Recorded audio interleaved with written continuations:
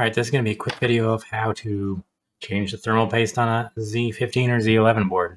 I'm only making this because someone asked me, and I sometimes forget that some people just never dabble with this kind of stuff, or CPUs and GPUs and stuff. So I'll just show it real quick so that you know what to do. So really just remove the 4 screws on each heatsink. And you can use an electric screwdriver if you want. I'll just use a screwdriver for an example here.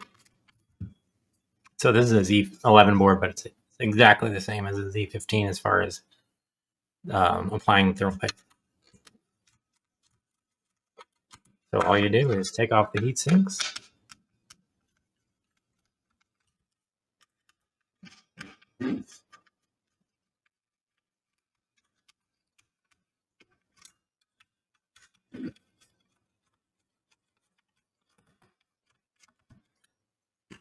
There we go.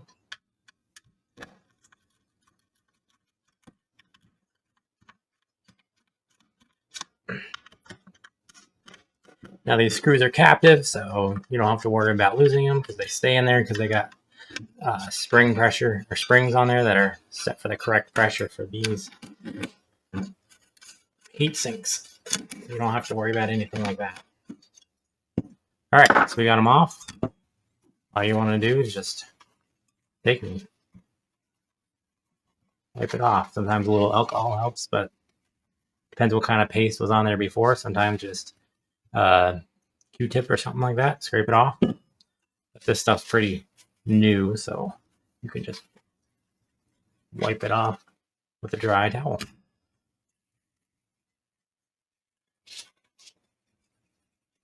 All right, so that's that. And then for the chips, I mean, I just wipe off the top. And it depends how crazy you want to get, as far as how clean you want it.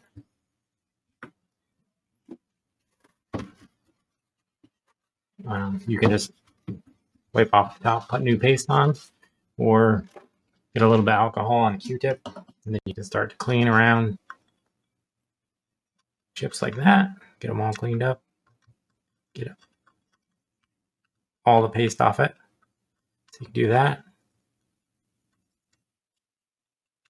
Doesn't really matter because when you put new paste on it, it's probably going to squish out anyway, so I don't go crazy in cleaning it. All right. So I usually just take a alcohol and rub on the tops, get all the grease off, just like that. Now, I use Thermal Grizzly.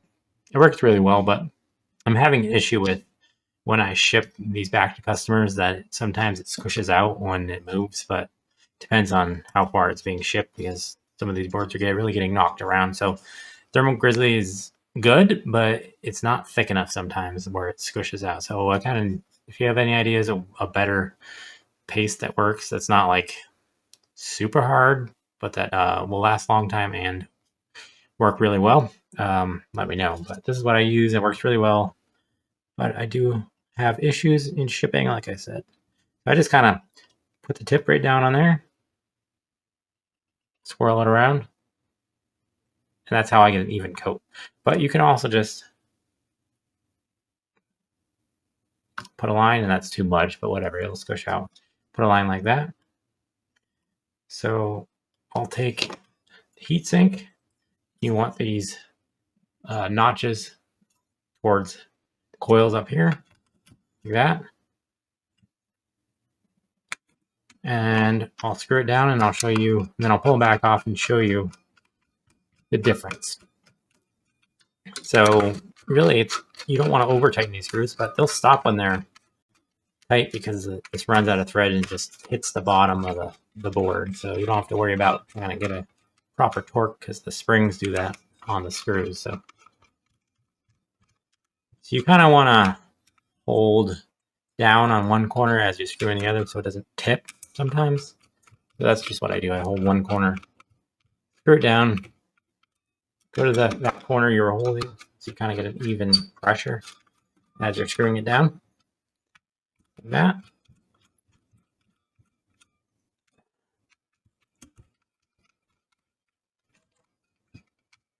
Okay. Now I'm just going to leave that one because that's not really, I don't even need to do the whole thing for the video, but so I'm going to take it off and show you the difference between the line and spreading it out by hand.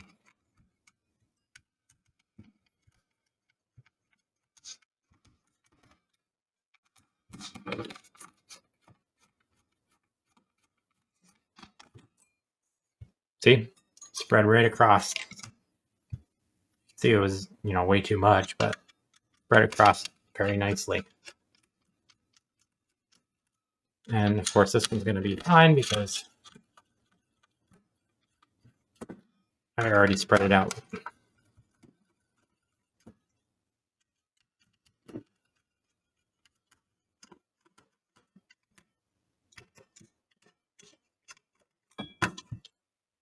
You can see there's a little bit less on here just because I spread it out by hand. But yeah, that's all there is to it. Put the heatsink back on, screw it together, test it out. Hope this helps someone that really hasn't done thermal paste before and is trying to do this on a Z15 or Z11. So there you go. See you next time.